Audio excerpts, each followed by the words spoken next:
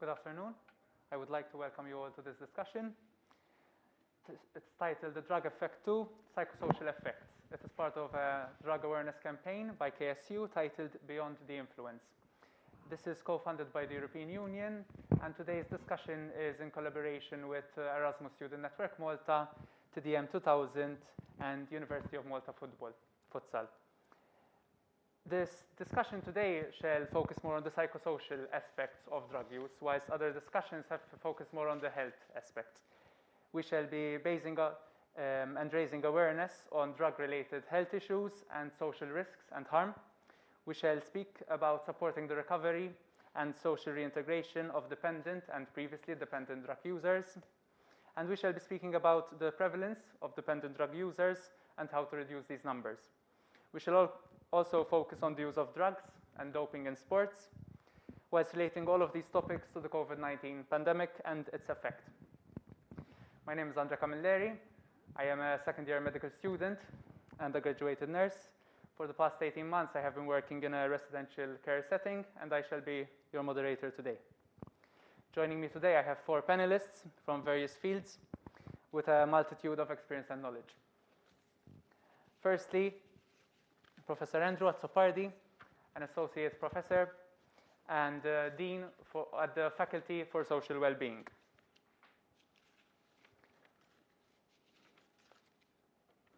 He was previously head of the Department of Youth and Community Studies.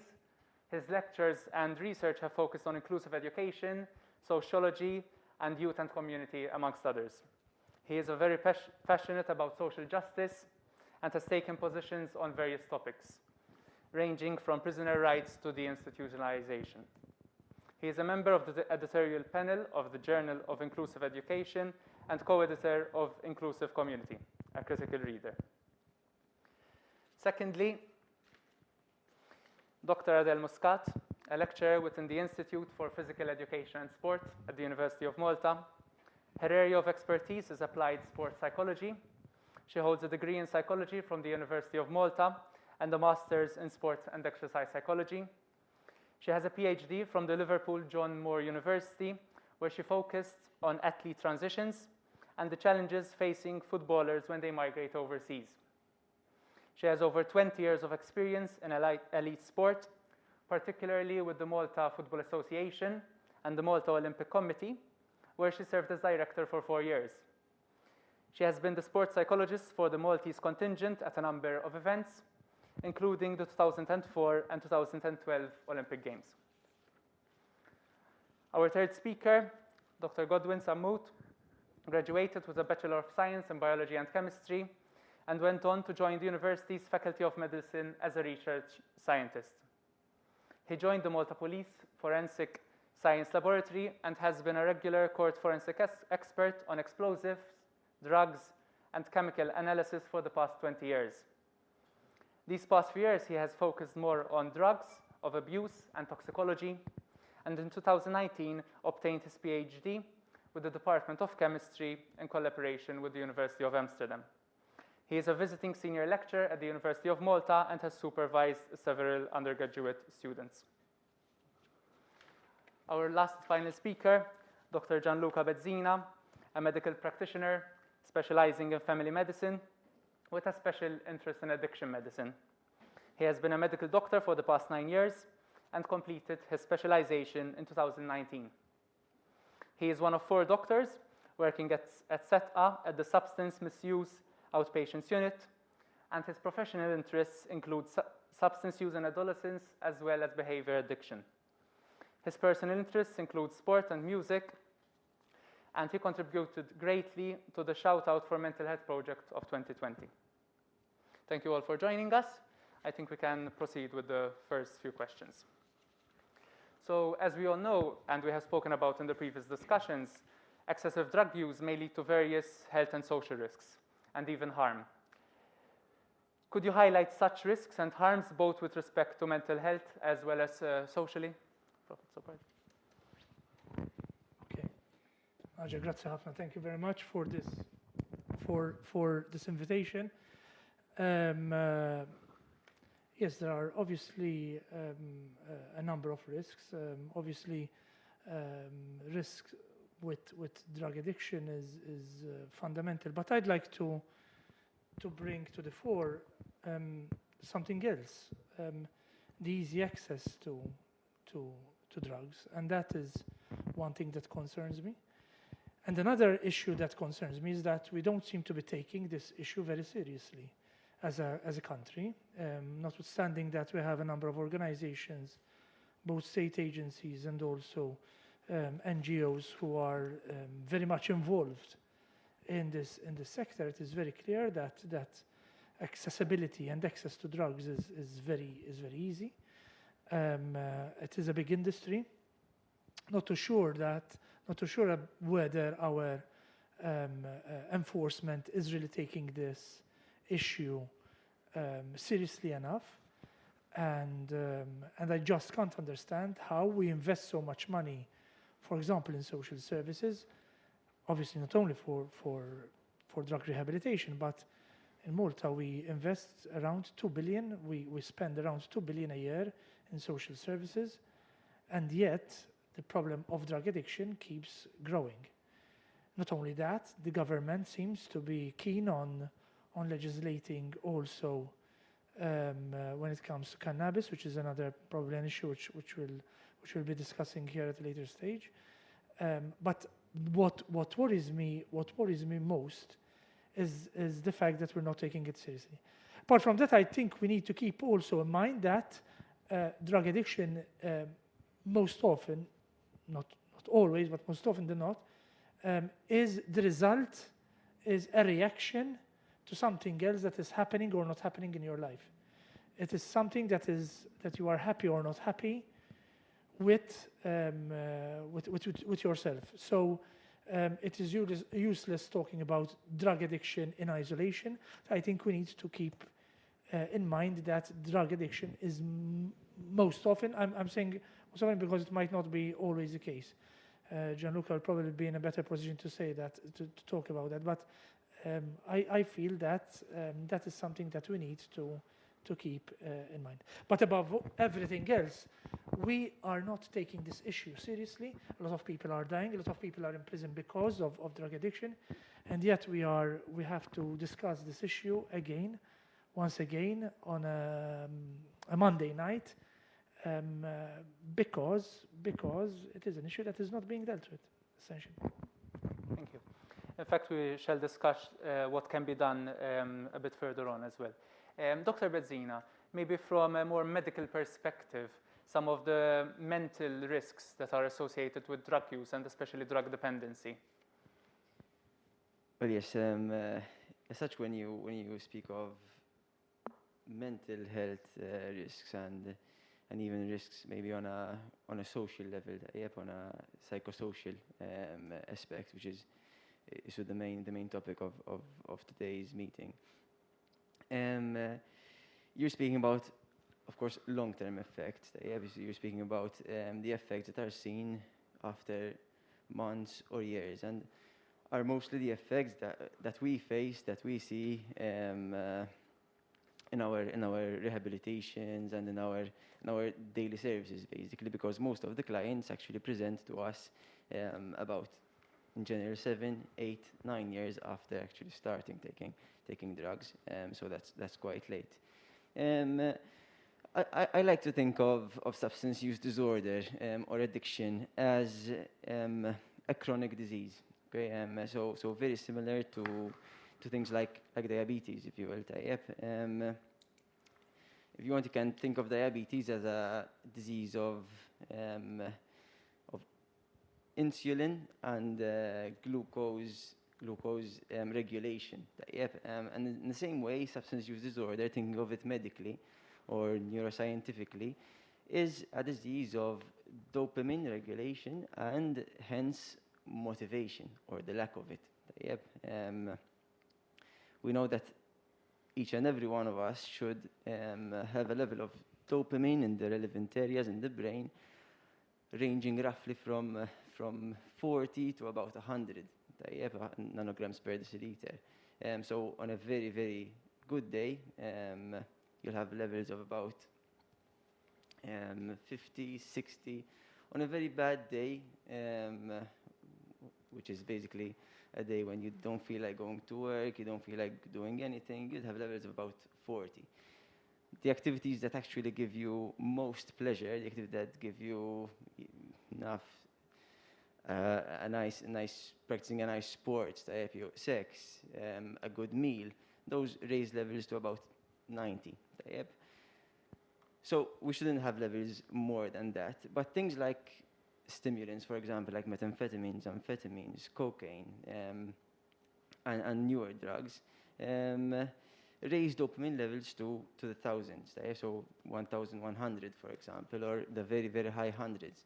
And our brain can't really take that. And eventually, every time we take a drug, rather than 1,100, it will become 900, then 800, then 700.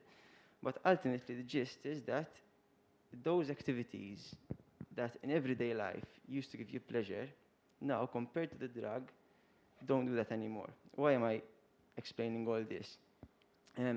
Mostly because this lack of motivation, dopamine is responsible for the motivation, is what leads our clients, our patients, to the state they will be in.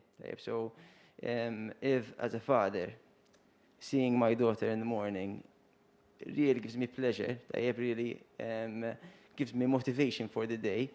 If I'm an addict of 8, 9 years, that motivation is not there. And if my motivation to go to work in the morning is at a certain level, if I'm an addict, unfortunately, I won't have any of that motivation. So you end up losing your job, losing your relationships, losing any friendships you have.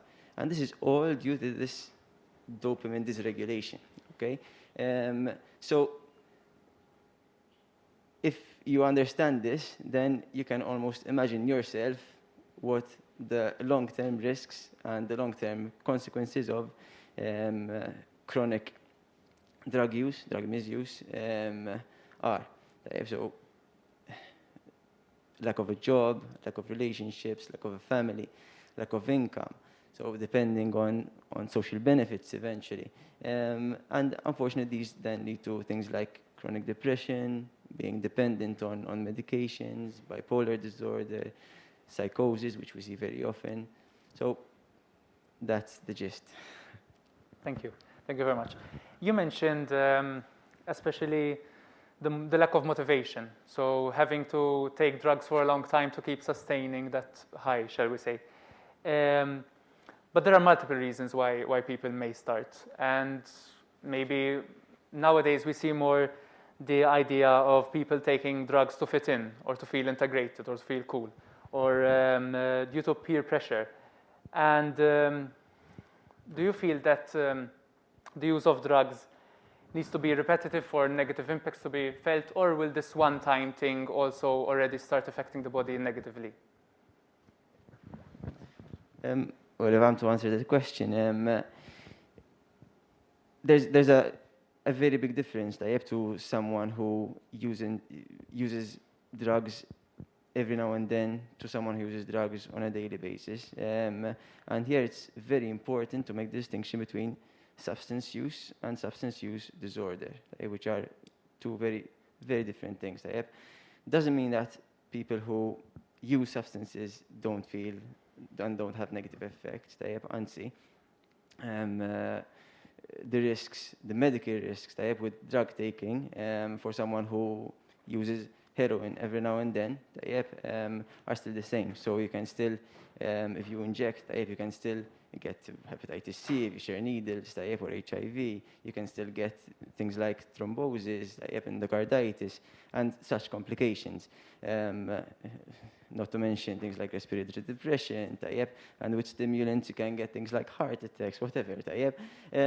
But of course, when then one uses these drugs repetitively or on a more regular basis, then one starts to develop tolerance, which is essential for making a diagnosis of substance use disorder, and eventually dependence. So one starts to suffer when one doesn't actually find the drug or doesn't take the drug for whatever reason.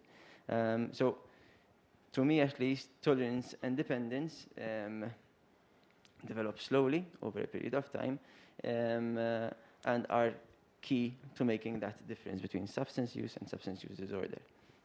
Thank you. There are obviously different types of drugs, and we speak about the levels to which someone can get addicted. And we make distinctions between cannabis, heroin, cocaine, methamphetamines, other opioids. Dr. Samut, I would like to ask you maybe about the surgence of new drugs and how they affect the system differently from something like cannabis and the different effects that each drug has.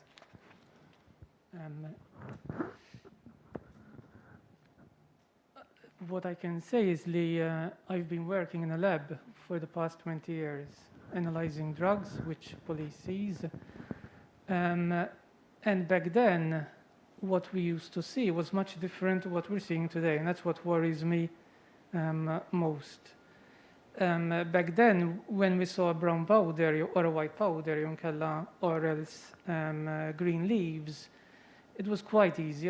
White powder was always cocaine, brown powder was always heroin, green leaves were always cannabis, and later on, when we had ecstasy coming in, the colorful pills were always ecstasy. Today, it's extremely different, and it's extremely difficult, even for us in the lab, let alone to drug addicts who are taking the actual drug. Today, a white powder doesn't necessarily mean it's cocaine.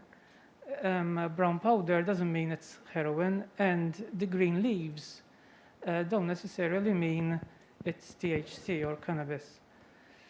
So the issue is that even us in the lab, we've had a number of cases where joints have been contaminated with the new synthetic drugs.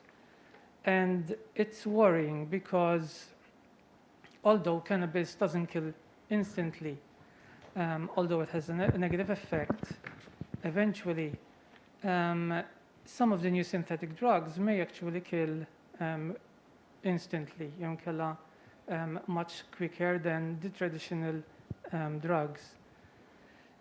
Also, their effects on the mental health is still being studied. Correct me if I'm wrong, it's still unknown and still being studied.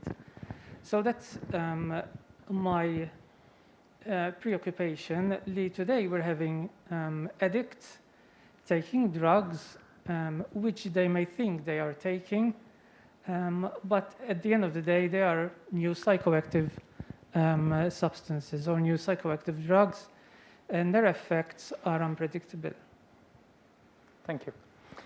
So we have already mentioned that drugs are taken to feel better, to motivate oneself. We shall shift a bit our focus to the sporting community, where the most important thing usually is the performance of the athlete. And it is a fact that drugs affect our daily performance, and this will carry on over to sporting tasks. When it comes to sports, Dr. Muscat, do we see a clear link between the athlete's performance, the psychology, and certain drug use? First of all, I want to go a little bit to what Professor Azzopardi stated about the availability of drugs. And together with it, it's also personality issues. So how much a person looks for sensation-seeking behaviors. And we all derive pleasures in different ways. And some of us may go bungee jumping and ice climbing and that kind of thing, whilst other people may turn to drug abuse to get that good feeling as well. What we do have to take into account is that young people are growing up in a challenging society. And of course, this past year has been even more challenging for young people in particular. We have all struggled through this past year, but it is definitely a more difficult time, I believe, from what I have seen for young people aged 14 to 20, because of course they're missing out on that socializing. Their life is a bit on hold because of exams and so on. So yes, this is why maybe some people have, why it's been reported, I think, was it your study? Your study, yes, that there are more Maltese people, young people taking drugs because of COVID and so on. In sport, it works possibly a little bit differently. So yes, athletes take substances to improve performance. Of course, we have to look at elite athletes who depend on achieving top results, sponsorships, and so on. So they're getting money out of their sport. So if I don't win, then what's going to happen? My sponsorships won't last. I won't be recognized. There's obviously the ego as well in this situation. Then there's also the other side of the equation. Some athletes will test positive and tell you, I didn't know that I couldn't take that substance. Now, whether that's really true or not, that they didn't know, is besides the point, because all top athletes should know what they can't and what they can take. It's easily found online, World Anti-Doping Agency, National Doping Agency, and so on. But for an athlete, even if they go to the pharmacy and ask for cough medicine or something for cold and flu, it probably contains a bad substance. Okay, so for me and you, going to pharmacy and buying something for cold and flu is fine.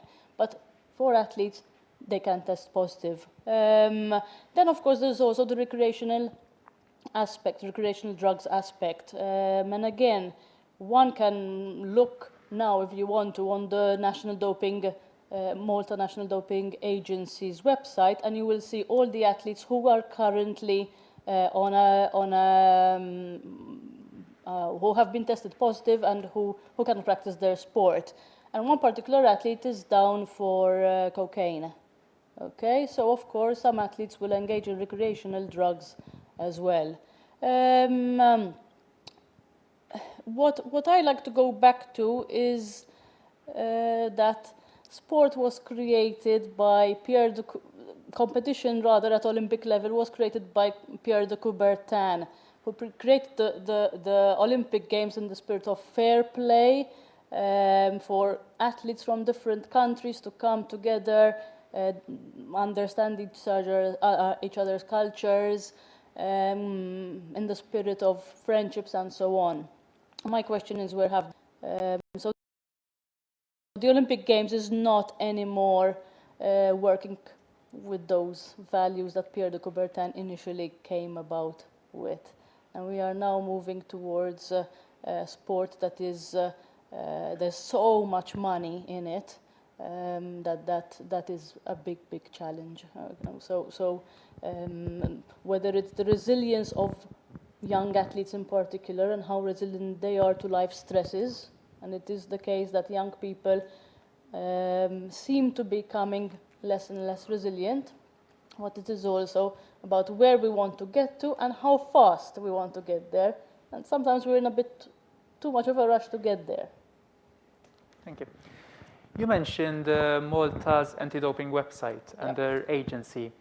What is the national protocol, screening protocol for doping in the different sports in Malta? Is there a set date? Is it random testing? How is it carried out? It's random testing. Of course, you have to take into account that these tests are very expensive and we don't have our own laboratories in Malta. But testing can be done at any time. Very often, athletes are tested exactly after competition. Okay, so you may be playing a football match, and they come and tell you at halftime or whenever, look, after your game, you come immediately with us so that you can give us a urine test. And of course, the athlete has to be there all the time. The person who is testing needs to make sure he or she keeps eyes on that athlete. Of course, it can take hours sometimes to get that urine sample, because an athlete who has been running around for 2 hours or so may find it difficult to produce the sample. But it's also the case that testing can be done at other times. So they can come to your training venue, and athletes need to report where they will be training and the times they are training. So, someone can go and test them at that time as well. Yeah. So the athlete has to give his whereabouts, even when they are going up. These things need to be very, very clear so that they can be tested at any point. Okay. So we have made a distinction between athletes who are doping or taking illicit substances to enhance their competition, to maintain sponsorships, to win competitions for money maybe.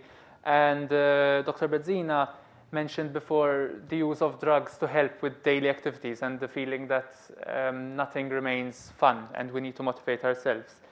There are cases when people get addicted to drugs and they try to find help, or family members will urge them for help. What are certain situations or triggers, Professor Azzopardi, that will help people to seek help in certain situations? Għana lefti tal-Malti ta' jek permettu li għalix għallu li nista. U kon nobdi. Fil-fatt tal-mistoqsija dwar il-xjonki ta' doping, għandi tifla atleta jiġu anki fil-5 ta' fil-ħodu. Anke kimorru jumej għawdix judu jirrapportaw, ġifiri hemm ċerta impen. Li huwa interessanti li nara ħafna xjus tal-ego wkoll. Ġifieri mhux għax l-atleti, ħafna mill-atleti tagħna ma jaslux għal livell kompetittiv illi jirrendilhom xi flejjes kbar, tneħħi l-futbol u forsi l-basketball jew forsi l-water polo, ma il-pija m'hawnx sports li jirrendilek xi affarijiet kbar. Hija kwistjoni tal-pressjoni tal-performance ukoll, inti x'tixtieq manki l-pressjoni tal-performance x'inhi tgħid fuqek. U naħseb hemmhekk hemm mixju li l-isports kultant minflok jgħinek biex jiżviluppalek il-karattru, kważi jista' jipperikolalek, jekk ma toqgħodx attent, il-personalità tiegħek, il-karattru tiegħek. Jiġifieri għalhekk il-ħtiġa tal-psikoloġi, il-ħtiġa tal-coaches li jkunu trejnjati, il-ħtiġa tal-amministraturi, il-ħtiġa tal-ġenituri li jkunu maħarġin. Ġifieri dik naħseb jiena hemmhekk hija area li ma nindirizzawx. Ħarġa fakkarni x'kelli ngħid? Xi wassal in-nies li jkunu addicted għad-droga li ifittxu l-għajnuna? Għax kunu waslu fil-qiegħ, ġeneralment it-tifla li tkun ittieħdet ilhom minnu proprju waslu fil-qiegħ. Il-ġimgħa l-oħra, mort Rise fejn hemmhekk hemm issu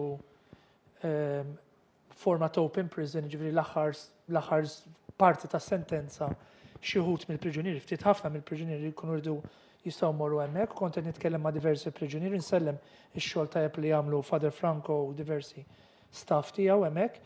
U meta kont hemmhekk tkellimt anke mal-priġunieri u jgħidulek illi kien hemm min dam 11, 15, 16, 17-il sena jieħu droga. Xi wassal ħafna drabi għaliex propju tkun wasalt fil-qiegħ tagħha. Tintuża ħafna di terminoloġija fil-cohort ta' nies li jieħdu droga. Meta ma tkunx tista' tagħmel mod ieħor, meta propju tasal f'punt illi l-ħajja tiegħek propju mhux qed tiċċaqlaq. Meta inti pereżempju spiċċajt b'każijiet għal wieħed ngħid tlieta u anke iktar ġieli l-qorti. Ġifieri hemm diversi raġunijiet għalfejn tispiċċa, mhuwiex sitwazzjoni omogenika. Ġifieri dina importanti li nifhmu għaliex għandna ħafna drabi il-professjonisti għandhom tendenza nagħmlu statements, blanket statements, għax hekk, għax dawk, għax ta' bejn 16 u law bejn 16. Il-kumplessità hija tant kbira u dvarja tant tiddependi mis-sistemi tiegħek, tiddependi mir-riżorsi finanzjarji tiegħek, tiddependi kemm tkun kapaċi li ma tinqabadx inti u tista', tiddependi kemm inti ma tinqabadx li qed titmella ta' min nies dwarek. Jiddependi x'kapital għandek soċjali bħala familja u bħala support system tiegħek u kemm jaqtaw qalbhom jew le.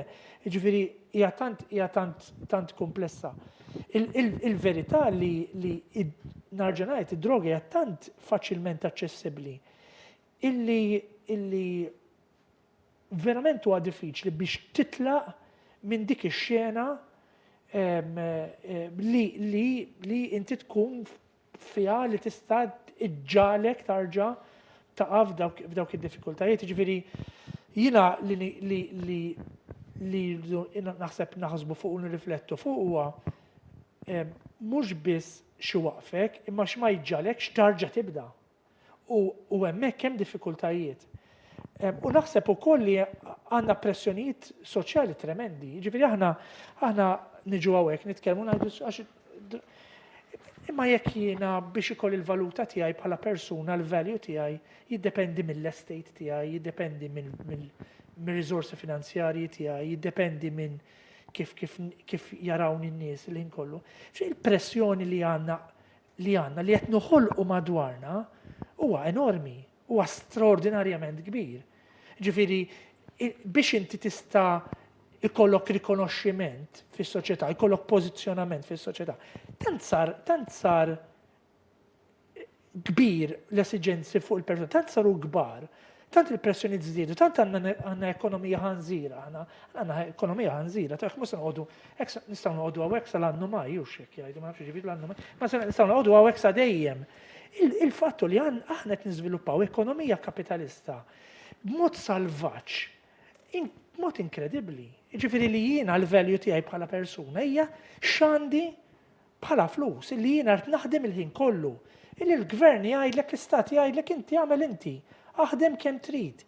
Imma biex kollok il-penthouse u biex ikollok il-BMW u biex ikollok il-designer clothes, sa jiena wieħed minn dawk li nemmen li l-flus jagħmlu kuntent ukoll, tar naħsbux li jiena xi wieħed il noqgħod hekk xi ħadd ġieħal xi check forget mhux nagħtilu, ma jiġifieri jiena nħobbhom il-flus għax nemmen ħafna li l-flus jagħmlu kuntent, imma min-naħa l-oħra tant saru esiġenzi kbar, tant għandna ekonomija li trid minnek, tant għandna soċjetà li inti tiffittja fiha, illi għandna problema kbira biex aħna niġġestu għadi, meta speċjalment inkunu għaddejjin minn żmien fejn inħossu li għandna bżonn ir-rikonoxximent.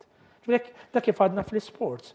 Hekk inti tieħu 500 euro jieħdu jew 800 euro għax jieħdu medalja fil-Small Nations f'ġeħsew. Ġifieri 500 euro l-lum iż-żgħażagħ bil-jobs li għamlu jaqlawhom fi 15 jew f'3 ġimgħat. Ġifieri m'hemmx problema ta' xejn. Imma għax inti l-pressjoni biex inti tiġi rikonoxxut issir kbira ħafna. U xi wassal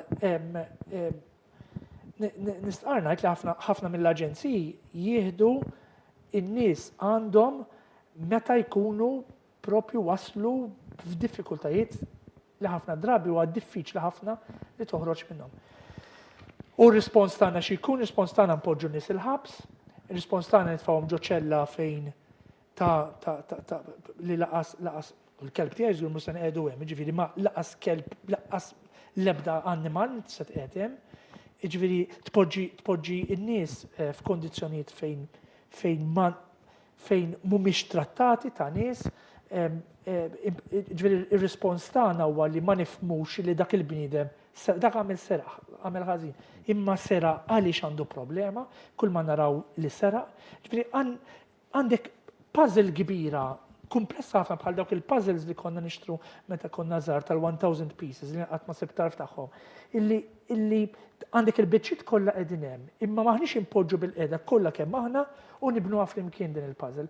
Għax hija komplessa ħafna, hija komplessa għaliex hija unika għal kull individu, hija differenti għal kull individu. Provost kollox to round up I don't rant too much għaliex nirrabja ħafna u ninkwita ħafna għaliex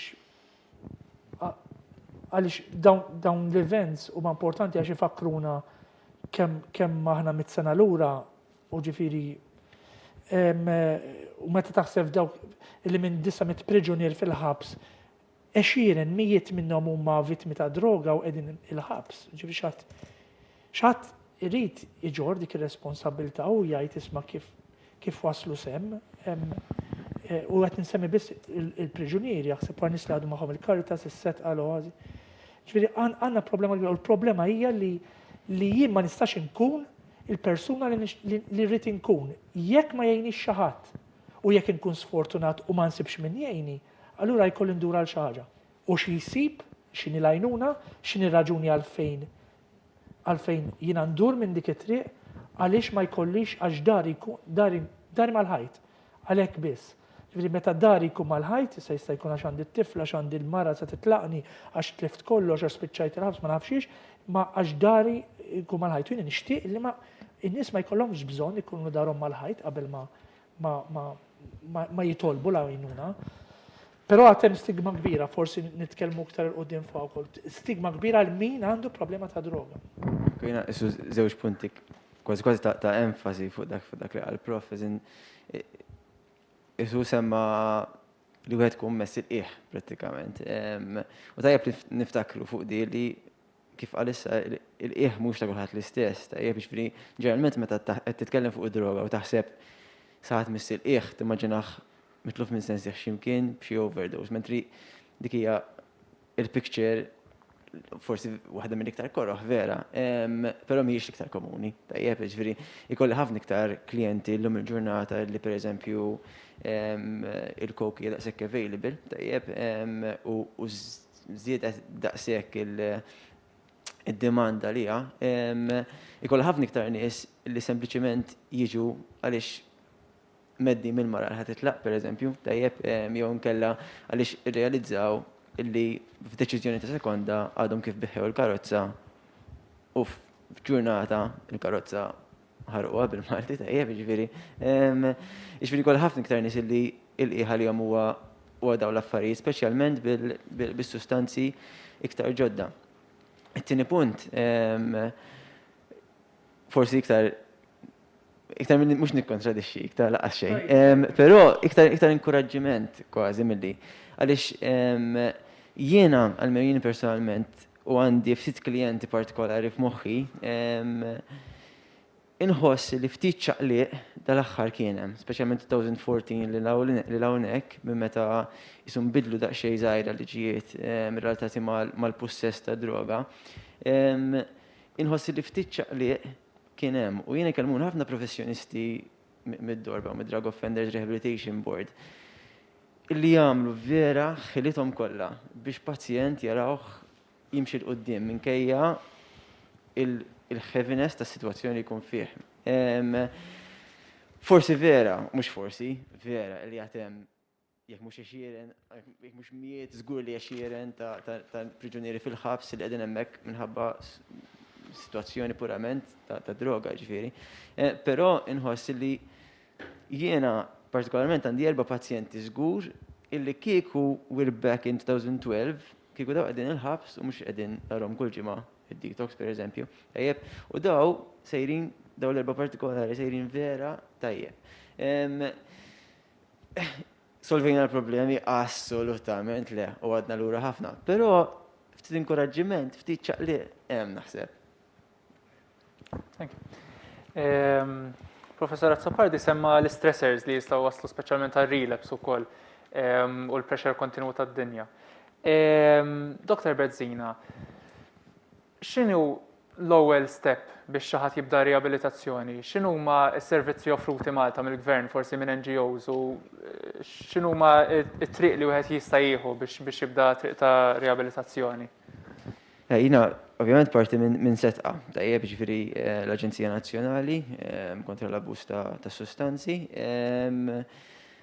u su nista' nispjega fid-dettall biex ngħidlek is-servizzi tagħna, però mbagħad nafu li hemm Caritas u hemm l-Oasi partikolarment barra l-PIP tajjeb li huwa tal-Caritas ukoll illi wkoll għandhom servizzi pjuttost comprehensive biex ngħidlek tajbin ħafna. Għana tkellem l-Ingliż u bil-Malti, so? Ma nafx inkompli bil-Malti. All right, mela. Komdu bil-Malti, ovvjament. Fejn tidħol setqa l-ewwel kuntatt illi jagħmel klient, pazjent magħna huwa through il-binja ta' setqa ta' Santa Venera biex ngħidlek ta' il-petrol station tajjeb.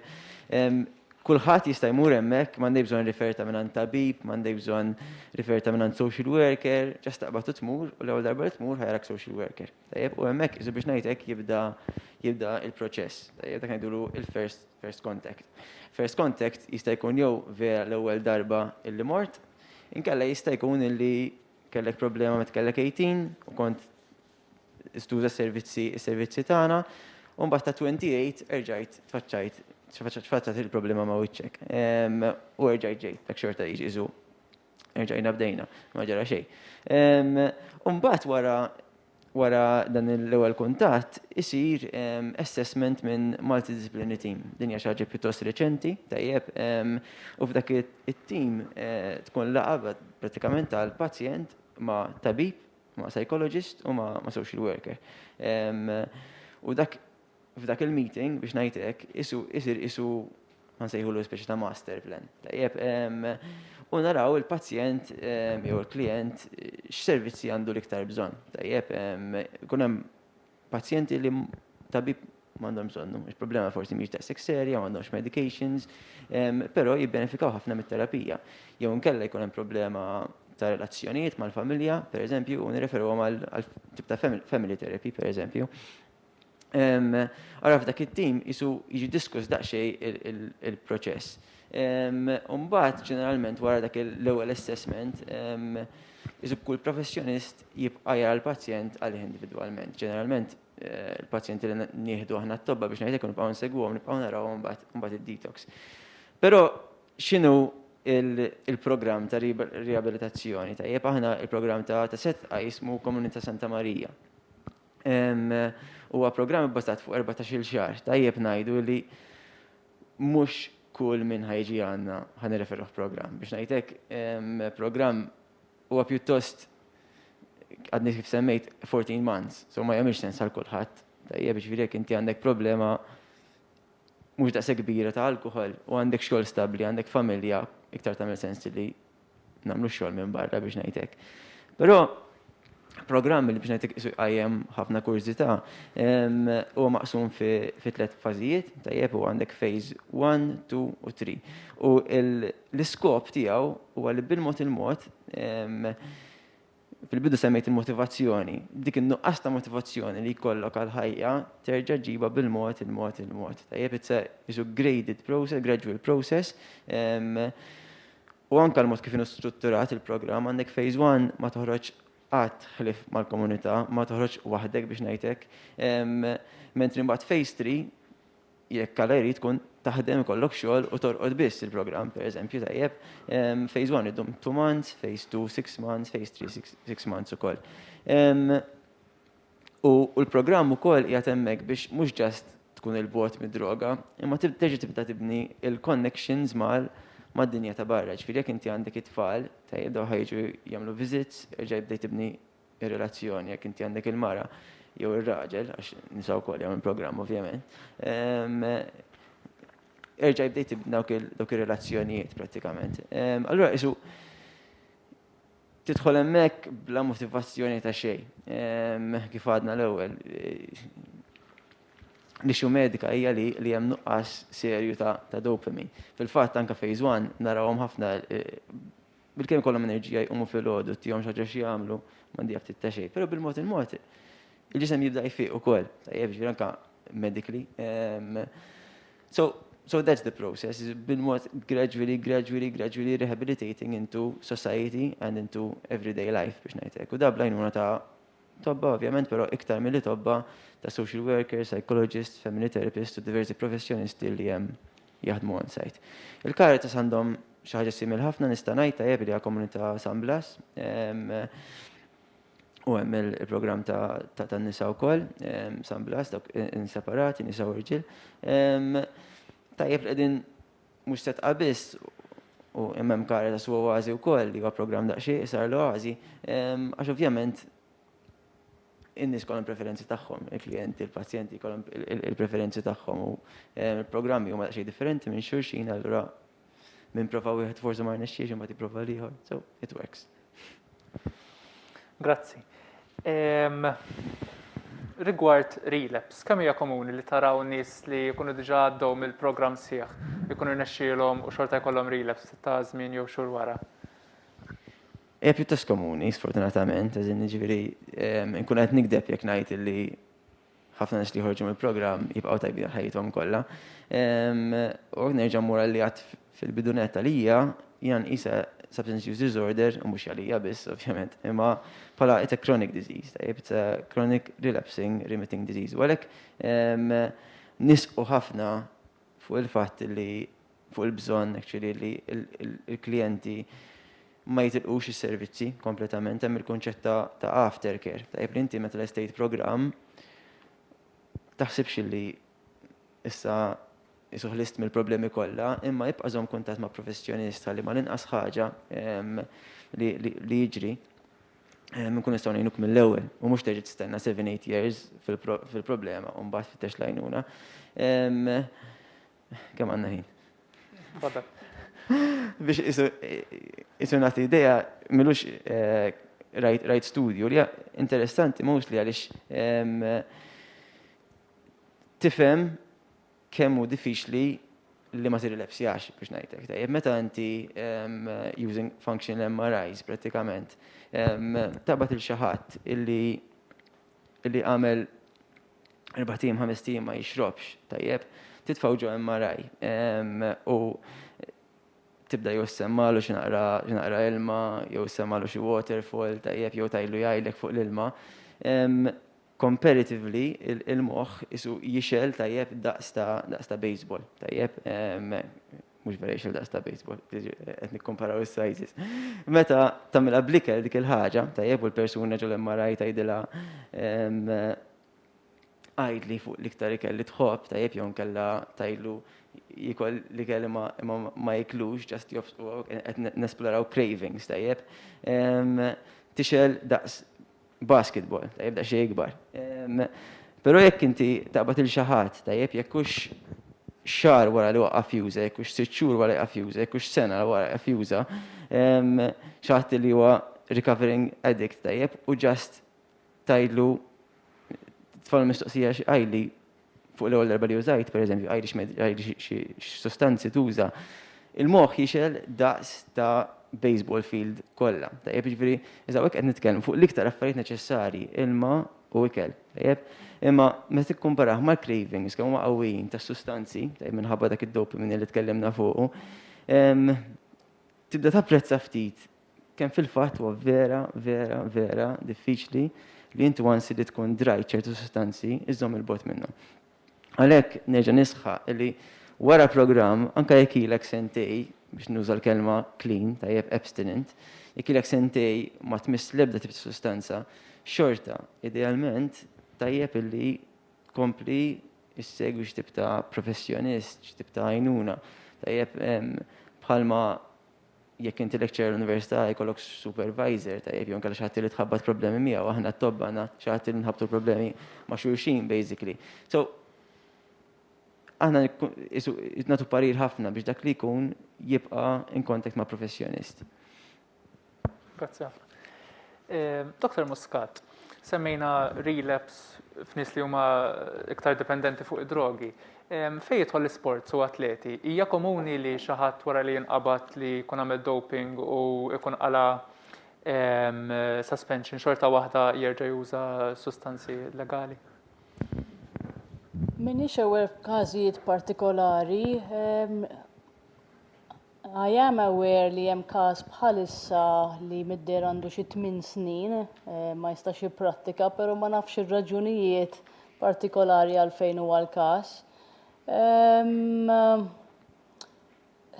Ir-realtà hija jekk inti wafquk mill-isports tiegħek għal 4 snin, hemm ħafna atleti jaqbdu jgħidu mela jien daqshekk spiċċat il-karriera sportiva tiegħi.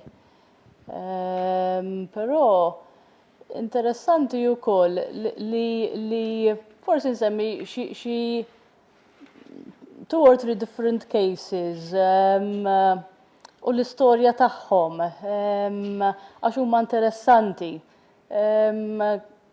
Ktieb partikolari Breaking the Chain, jew Breaking the Chains, m'iniex ċerta eżatt l-awtur minnu. bażikament l-awtur qal li inti initially forsi tieħu performance enhancing drug għal competition biex tgħinik għal competition partikolari waħda. Mbagħad tara li ħadmet, allura tibda toħodha kull competition. Eventwalment tibda toħodha għat-training ukoll għax tibda tinduna li inti m'intix qed titrejnja bl-aħjar mod possibbli jekk ma tieħux din id-droga. Allura it becomes of course a habit as well. This particular book states li mela inti tibda tieħu drogi biex tipperform aħjar.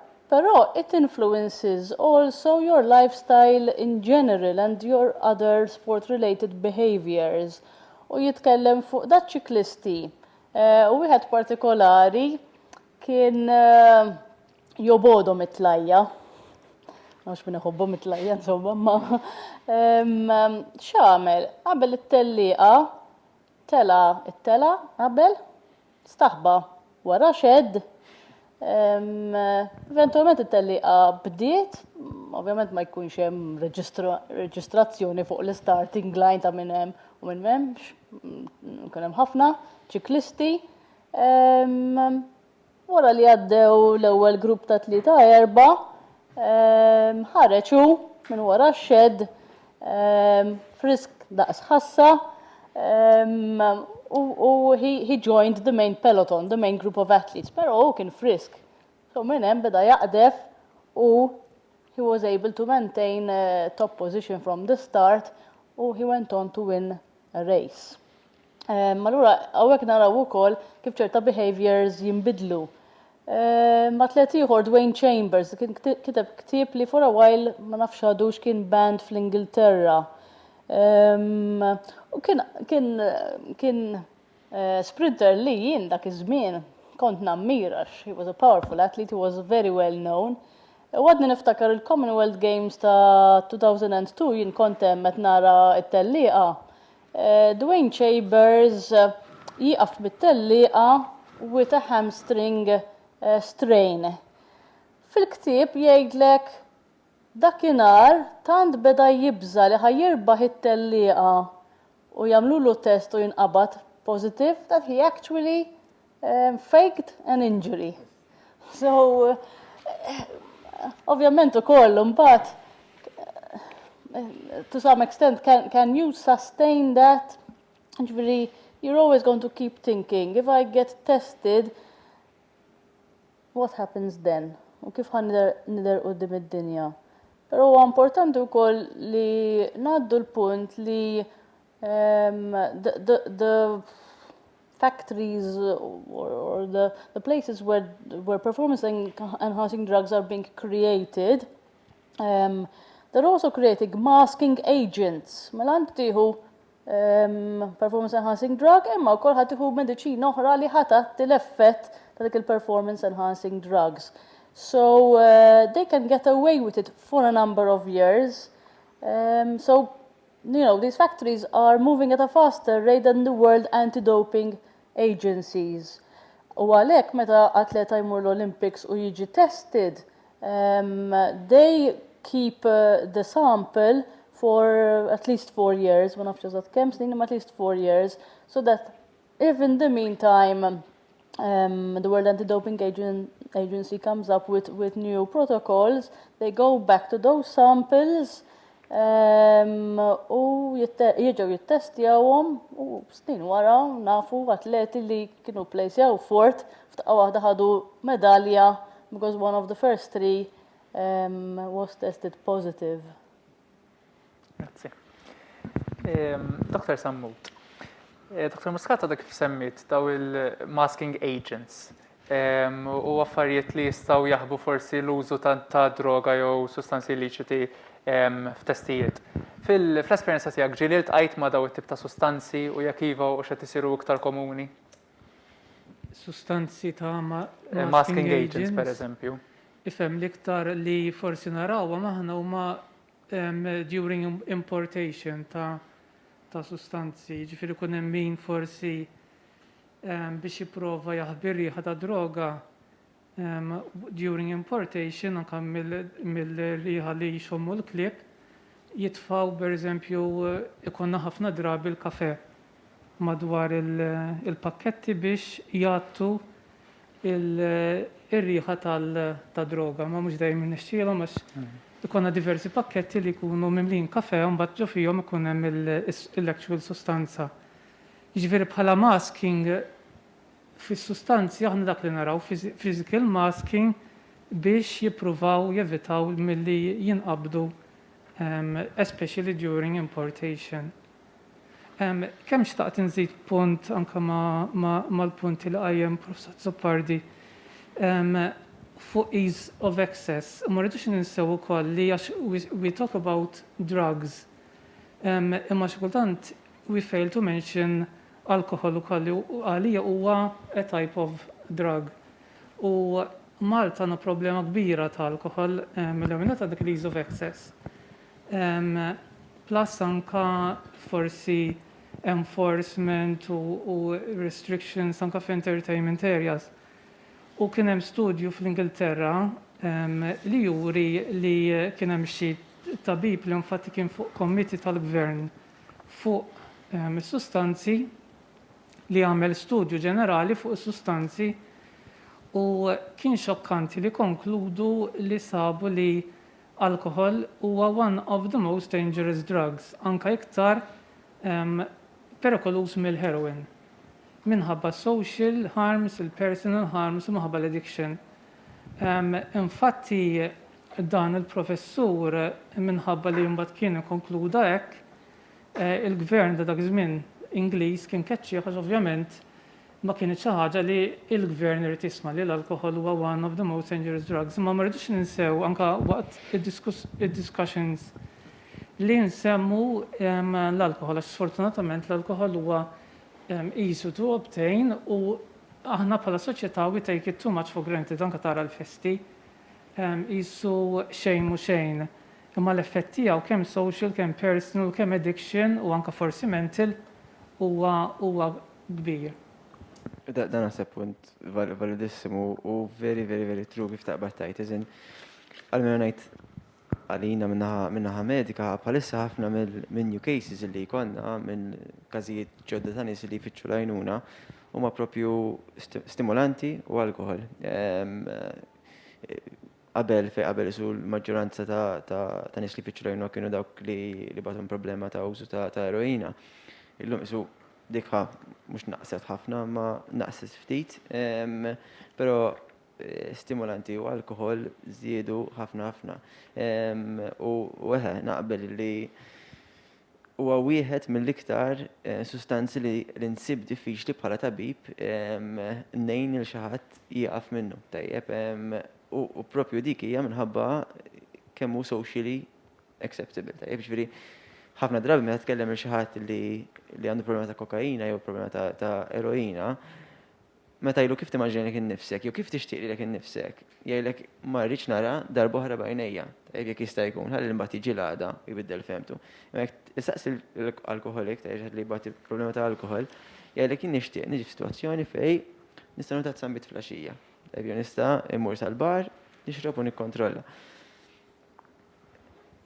Hija ideali, però ħafna drabi hija vera diffiċli tasal dak l-istat meta inti diġà għandek problema. Biex tasal fl-istat fej tista' tieħu ftit u tikkontrolla. Allura dik isu il-fatt li għadha socially acceptable ma tgħin xejn. U l-ewwel Professor Zoppardi wkoll isu kind of ir-rimarka fuqha ħaġa jiena wkoll hija waħda mill-biżgħat tiegħi kieku ċertu sustanzi oħrajn jiġu legalizzati li xi ħaġa tkun socially acceptable ma tfissirx li hija tajba u sfortunatament il-konsegwenzi tagħha jistgħu jkunu kbar ħafna. Mhux fuq il-persuna biss ma fuq is-soċjetà.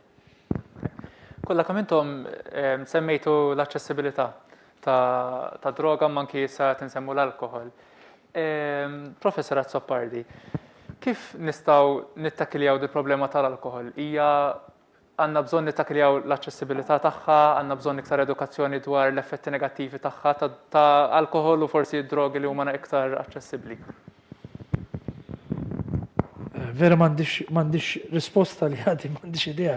Ġifieri nkun onest, ġifieri il-problema li li m'għandniex kontrolli assolutament fuq l-alkohol. I mean, jekk inti għandek neputi jew ħuk jew it-tifel tiegħek li għandu jinnaf 10-12 sena u taf daħ iġor fl-xkun, tista' tibatu għand il-convenience jew għand il-Maple jew ma nafx iktar imorru u jistgħu jixtru bil-libertà kollha, ġifieri bla problema ta' xejn. Ġifieri din hija problema kbira, problema enormi. Ġifieri m'għandix idea li nħoss illi però rridu ninvestu aktar milli u dan naħseb u hija challenge kbira li għandna aktar milli ninvestu filli ma nagħmlux sa kważi qed nikkontradixxi lil nnifsi qed ngħid isma' għaw aċċess kbir mela noqogħdu attenti għandna bżonn il-law enforcement iktar b'saħħtu. Gianluca qal qed jitjieb tajjeb naħseb xorta għaw ħafna, ġifieri meta nisma' li tmur mammudija, issa da ma nafx vera, ma qatt ma mort ma' mammudija, ili ma mur mammudija anyway. Imma jew tieċu u inti ikollok il-kokaina available. Ġifieri ma nafx fejn tista' tasal iktar meta inti tisma' illi hija tant faċli biex tixtriha minn paċevilu mill-parties, etc. Mela nafu aħna, tajjeb nafu aħna. Imma l-pulizija ma jafux, min qed jitnejku daw, ħażor, skużi l-espress. Min qed jitmejlu. Ġifieri, I mean, ġifieri, imma apparti dik, għaliex dik għandha problema kbira oħra, għandna problema serja oħra li rridu nindirizzaw, ġifieri kemm qed nieħdu bis-serjetà law enforcement, kemm qed nieħdu. Ma naħseb li rridu ninvestu iktar huwa fuq l-abilità kritika tat-tfal. U għandna sistema edukattiva illi ma tgħinekx taħseb, ma tgħinekx tkun kritiku biżżejjed, ma tgħinekx to stand up for yourself, ma tgħinekx illi inti tikber biżżejjed u tibni lilek innifsek biżżejjed. Isu l-aspett formattiv tal-iskola naqas ħafna. Issa jien probabbli l-ikbar wieħed minnkom hawnhekk għandi 5.5. Ġifieri ma fi żmieni la kien hemm counselors kull ma jkun kont immur San Luigi, ġifieri xi fader tik xi daqqa ta' dajri ġo rasek biex ma tarġax, ġifieri u jiġġalna niġbru San Luigi kien ġalna niġbru iż-żrar meta noqogħdu mqarbin, ġifieri kont niġborhom koċ, kon niġri biex immur nkompli nilgħab il-futbol, kien li mhux ovvja li jiġbarthom ħarġa. Tifhem, ġifieri u kienet ingħab botton. Ġifieri dak kienu forsi xi ftit u quddiesu daw kienu l-affarijiet tagħna. Ġifieri jien naħseb illi mingħajr ma ninstema' nostalġiku li hija periklu meta tibda tagħlaq il-50, mingħajr ma ninstema' nostalġiku, naħseb żidna ħafna s-servizzi. Imma l-abilità, il-potenzjal li l-iskola tgħinek inti tibni lilek innifsek il-formazzjoni li inti anke fi sports, anke fl-attivitajiet soċjali, inti ikollok mod kif inti tirrispondi għall-affarijiet, kif tanalizza l-affarijiet. Dik naħseb li naqset ħafna u naħseb jekk għandna għodda li nistgħu ninvestu fiha hija fl-edukazzjoni formali u fl-edukazzjoni informali u non formali, ġifieri anke dik, ġifieri fl-sports u fl-attivitajiet oħrajn, biex jiena nkun naf fejn huma l-limiti tiegħi. Jien naf x'inhuma l-limiti tiegħi, naf x'inhuma l-limiti tiegħi, allura ma mmurx f'dak il-preċipizzju. Ġifieri imma naħseb dik kibret miegħi, żviluppat miegħi għaliex jiena kien hemm xi ħadd li darba qal li Andrew hemmhekk qed taqbeż il-limitu. Nitkellmu fuqha, x'taħseb inti, x'jidhirlek inti. Imma aħna forsi dal-element tlifna ħafna minnu. Sirna ħafna iktar sofistikati fl-edukazzjoni u fil-qasam edukattiv, imma tlifna mbagħad l-affarijiet li huma bażiċi u importanti. Naħseb li l-edukazzjoni tagħna, l-sistema edukattiva tagħna tilfet il-kreattività, l-innovazzjoni. Jiena l-klassika tat-tifel tiegħi kienet darba minna mmur Parents Day, għandi tifel ta' 24 sena. Millux kon għat nitqu biha di, għamur Parents Day, u di għalt li u daret fuq it-tifel kien year 6, għaltlu you're being too creative in your creative writing, in your creative writing. Imbaqajt nħares li għad, fl-imma ser semta se tajdlu tek xaħas, ġviri dik kienet batet għalina biex kellimna. U meta għatla dort s-seni kollu wicċu biex najdlu sma xamilt int. Għatla għalt li he's being too creative in his creative writing. Baqajt nħares li għad. Ġviri kien year 6, jew grade 6 xkien, u rridu jamlu l-common entrance u dan kollu. U wara għatlu barra jien, it-tifel. Insomma, fimt, sa dak iż-żmien kont sajt nagħmel hekk u jitlaq, issa nagħmel hekk jgħidli ġara, xi trid. Ġifieri, u għattila jien għattila nikkoreġih fuq kollox, għattila jien qatt u vera qatt ma kkoreġejtu quddiem teachers, qatt ma għamilta ovvjament jiena teacher by profession l-istess, ġifieri qatt ma rrid nagħmilha għattila però fuq din, jien, sorry, semmur id-dar. U se ngħidlu, Karl, your creative writing needs to be even better. Issa, li ridettajt hija illi għax meta tkun creative, you risk going il-famuż out of point. Dak kien il-punt tagħha.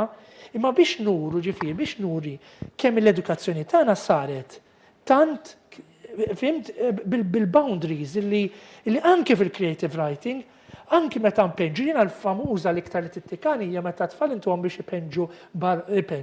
U ngħidu bist il-line, tajjeb. Ġifieri, jien meta naqbis il-line fil-ħajja tiegħi, kull darba li qbist il-line u ħadd xejn riskju fil-ħajja tiegħi, kien dak il-moment li it made me a bit better. It might hurt. It might make mela the painting of my child that doesn't look really nice or super nice, għalix bist il-line. Imma bist il-line, ġifiri fi għanda ħafna simbolizmi fi għalija, sejna minix dawn għaw terapista tal-arti, għaltru minn hekk, għasajn dritt bil-riga ma naf nagħmel, imma u naħseb hemmhekk għandna diffikultà kbira. U allura tiġu mbagħad għand it-terapisti, tiġu għand it-tobba, qed imorru għand l-aġenziji.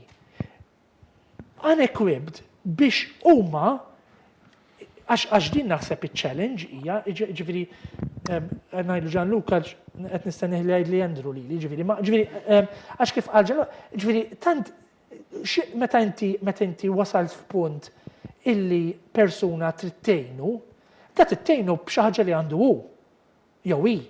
Ġifieri ma nistax ngħinek jien ma ngħinek x'issib lodda, mhux hekk ġifieri jiena ngħidlek isma' ġbien tgħallem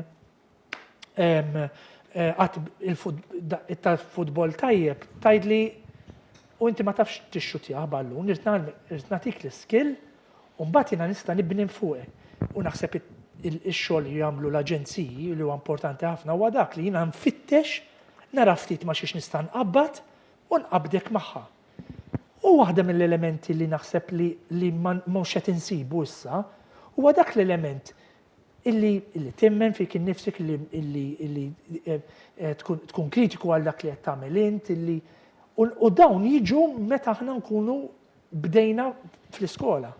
Jien m'għandix dubju li kieku bat triq kumpanija ħażina, probabbli kont inkun klijent ta' Gianluca, jien m'għandix dubju.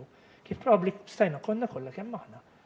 Ġifieri imma għaliex ippruvajna kull meta bizna l-linja narġaw tikka żgħira, allura forsi dik tiena. Ġifieri hemmhekk kien naħseb li forsi hija s-soluzzjoni.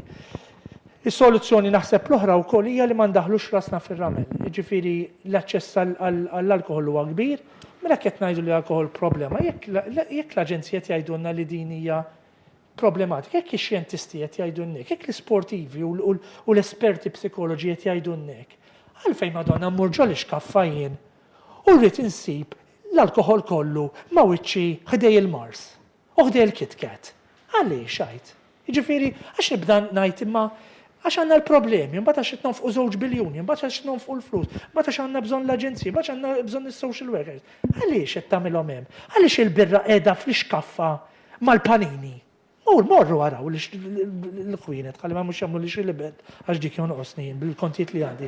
Ġveri, morru għaraw l-xkafe. U taraw, mal-panini, u mal-galletti, hemm mbagħad il-lager.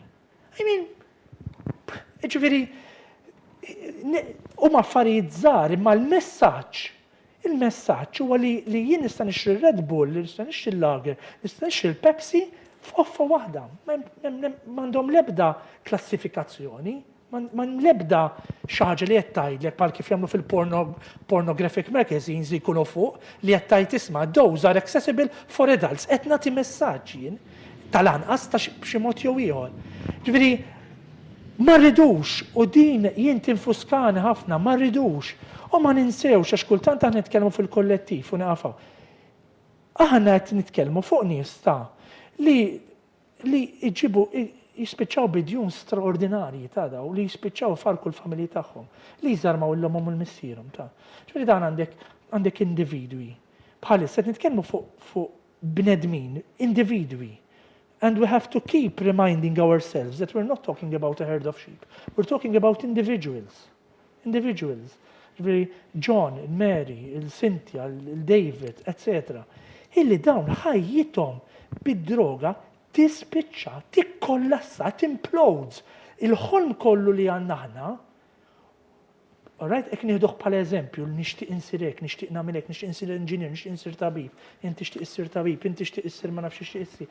Dan kollu jispiċċa, it disappears. And I think there are things that we really need to start doing. And we can't wait għaliex hemm affarijiet, we can't wait. People are in pain. There are a lot of people in pain. I know it's the obvious, but there are a lot of people in pain and a lot of people with serious problems. Inkonti nitkellem ma' nies, il-problemi li għandhom finanzjari, ma nafx se jagħmlu dan nies.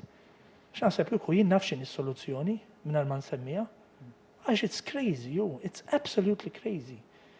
And we need to start finding solutions, not only with the people who are asking for help, but also with people who are not asking for help, and they are out there. Ġifieri, jiena xorta nibqa' nħoss, ġifieri mhux biex nikkontradixxi l-Gianluca għax naf kemm jagħmlu dan nies, jiena kont nagħmel ftit xogħol ukoll id-detox u kemm hu jibes hemmhekk, ħafna jibes, ġifieri. U cohort ta' nies ibes ħafna li taħdem mal-persuni li qed jkollhom problemi ta' droga. Imma jekk tgħid li il-commitment tal-istat bħala stat qed ngħid bħala gvern bħala l-istituzzjonijiet jien għadni mhux qed inħossu, sorry għadni mhux qed inħossu. Alla ħares semmejtlek speċifikament, very specifically, l-improvja huwa kif il-qorti titratta lill-addict. Dik, kind of improvjat. I feel quite significantly. Il-bija baqa ħafna xogħol xisir, naqbel 100%, ġifieri baqa xogħol xisir kemm bħala primary prevention kif ukoll bħala secondary prevention. Muntanix nitilgħu bħala aġenzija, bħala anke l-NGOs, imma iktar uktar bħala stat, bħala pajjiż. Ġifieri di tal-alkohol hija xi ħaġa li fl-esped li huwa s-survey li jsir darba kull ftit snin fl-iskejjel, fl-iskejjel qed ngħidu ġifieri 12-13-year-olds li kienu qed jirrisponduh. Ilu ħafna jgħidilna kull 4-5 snin jgħidilna isma' intom Malta għandkom waħda mill-ogħla rati ta' alkoholiżmu fit-tfal. Imma somehow ma nitalmux, jien naħseb jekk nibgħat it-tifla tiegħi li għandha ta' mhux 24, naħseb tixtri biex kun birra tixtri u li naħseb.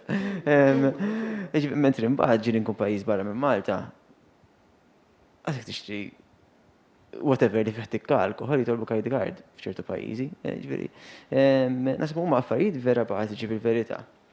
Li b'naqra enforcement b'xi mod tibda tiċċaqlaq ftit. Ma li naqbel 100% baqa' ħafna x'isir. Ġifieri jien għandi fiduċja kbira u promiss ma se ngħidx iktar. Jien għandi fiduċja kbira fil-Kummissarju tal-Pulizija ta' issa, is-Sur Gafà. Naf kemm huwa committed, ġifieri nispraw li n-nies insomma kiedu għalihom problema tagħhom, ġifieri jiena meta nieħu għalija problema tiegħi tkun. Ma mhux qed nitkellem fuq biex tipponta subajk, imma m'hemmx impenn, mhux vera, m'hemmx impenn mill-law enforcement to stop addictions for some reason. I don't know what the reason is. The industry is big, the implications are big, it is a very dangerous industry, I understand that, imma m'hemmx impenn, m'hemmx. Ġifieri niferħu għax insibu container mimli li ħafna drabi laqas ikun probabbli laqas għal Malta, laqas id-dirizza tal-Malta, which is good, tajjeb xorta waħda. Imma il-problema hija li ma rridux ma rridux naħseb jien, mhux ma nistgħux, ma rridux nimpenjaw ruħna. U għalla ħares ma jkunux biex inkun għad kollox, daw il-ftit nies li jaħdmu mal-kawża mitlufa, għax nammirhom dan nies għax inkun naħdem hemmhekk kien settini rasi. Kawża mitlufa ma tanqas għamel tagħmlu sew li tajt isma' qed naħdem ma' dal-persuni għandi dal-4 min nies, daw l-10 min nies, daw l-20, tanqas se nipprova insalva lilhom biex ngħidlek, ngħinhom biex isalvaw. Però m'hemmx impenn, la ġifieri assolutament m'hemmx. Ma ħadd mhu se jkonvinċini li hemm impenn biex inwaqfu għad il-problema. Nixtieq ngħaddi punt personali dwar dak li qal Professor Zappardi. Dwar l-esperjenza tiegħi wkoll, jiena ftit snin ilu kont għadni skola sekondarja, ġifieri u kienu jiġu mill-Aġenzija tal-Appoġġ u hekk jagħmlulna daw it-talks. Bażikament għandek klassi ta' tfal ta' 12, 13, forsi 14 sena konna nkunu form 3, form 4, jagħmlulek PowerPoint, forsi staqsi żewġ mistoqsijiet u daqshekk. U niftakar PowerPoint kienet tkun no to peer pressure, qatt ma tiktub għall-alkohol, daw tip ta' affarijiet. U semmejt l-idea ta' one size fits all, l-idea li naħsbu li rridu ndaħlu proġett Malta u ħajaħdem għal kull persuna, li hija naħseb żball enormi għax fejjena ta' 14 sena konti qed fi skola sekondarja, fortunatament fi skola tal-Knisja li kienu qed jiġu daw in-nies mill-appoġġ. Forsi hemm nies oħrajn background soċjo-ekonomiku iktar batut li qasbis qegħdin f'din il-klassi ta' 14 sena biex jisimgħu x'ħajġu jgħidu dawn nies mill-appoġġ. Ġifieri naħseb inutli tittakilja xi ħaġa biss ukoll fl-età ta' 14-13 għax tassumi li n-nies qegħdin imorru l-iskola, jiġifieri naħseb hemm background ieħor.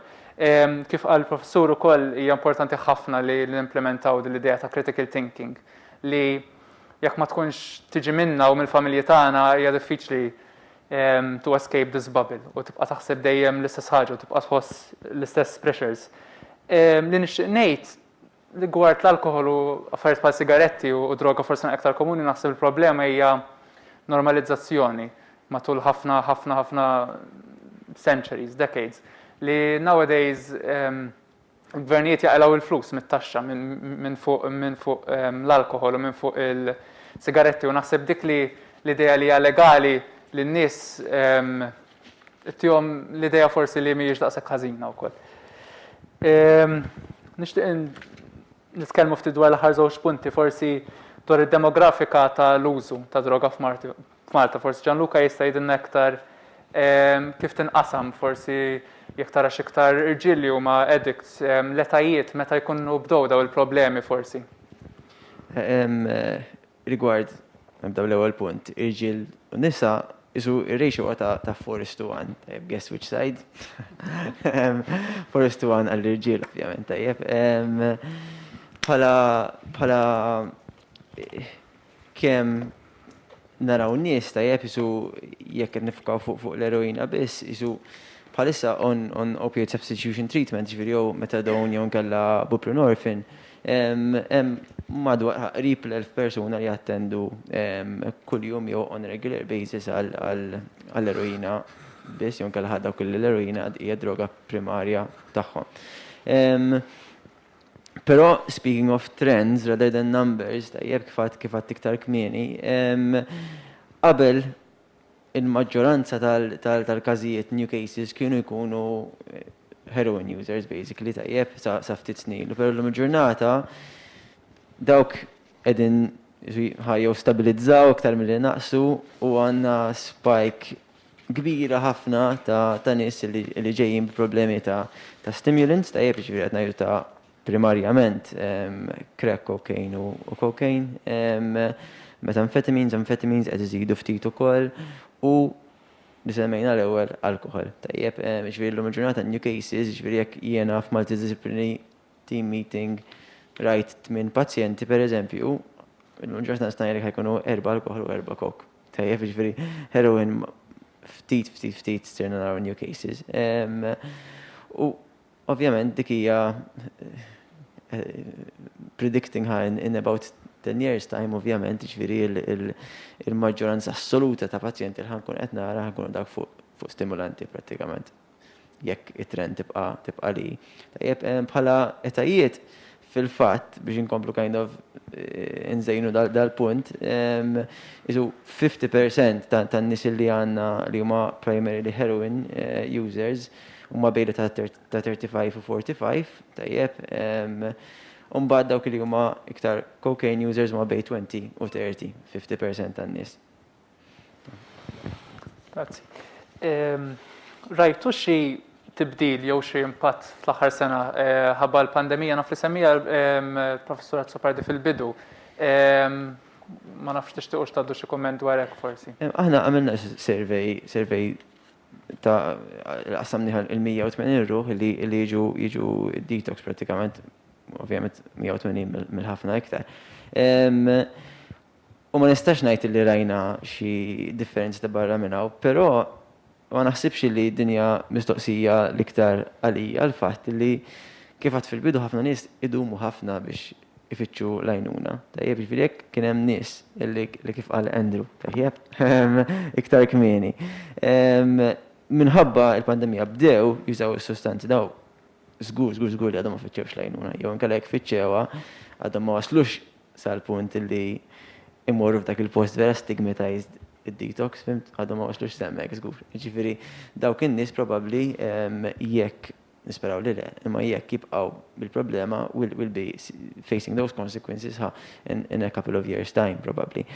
Min naħa tagħna, min-nies li kienu diġà jużaw is-servizzi, roughly 17% numri mhux uffiċjali qalu li żiedu bħala użu, imma mbagħad kien hekk 4% li qalu li naqsu, il-bqija baqgħu pratikament stabbli. Li kienet interessanti wkoll li 50% tan-nies li rispondew is-survey naqas l-inkam tagħhom. Allura inti tajt ma naqas l-inkam, imma 17% nexxilhom iżidu. Tapprezza kemm this becomes a necessity, tapprezza kemm issir iktar importanti għalik mill-ilma u li kelli li għandek bżonn kuljum prattikament. Ma nafx min jaħdem forsi fil-komunità jew kellha forsi il-lab ikrajtu xi iktar forsi sustanzi avventurużi. Li nista' ngħid minn naħa tal-lab fi żmien pre-COVID konna naraw diversi pakketti għax inti l-new drugs 99% jew 100% jiġu miċ-Ċina. Jiġifieri dan inti tista' tordnhom through the internet u jibgħatuhom bil-posta sad-dar. Ovvjament kien hemm ħafna pakketti li waqfuhom id-dwana u mbagħad jiġu għandna l-analiżi. Kif bdiet il-COVID, dawn il-pakketti ovvjament bdew jonqsu u fi żmien tal-partial lockdown dawn il-pakketti sparixxew. Jiġifieri min-naħa tal-lab fi żmien tal-partial lockdown kellna nuqqas kbir ta' pakketti, mhux nuqqas kbir, anzi absence of such packets li kienu ġej miċ-Ċina. Jiġifieri new synthetic drugs fil-lab naqsu.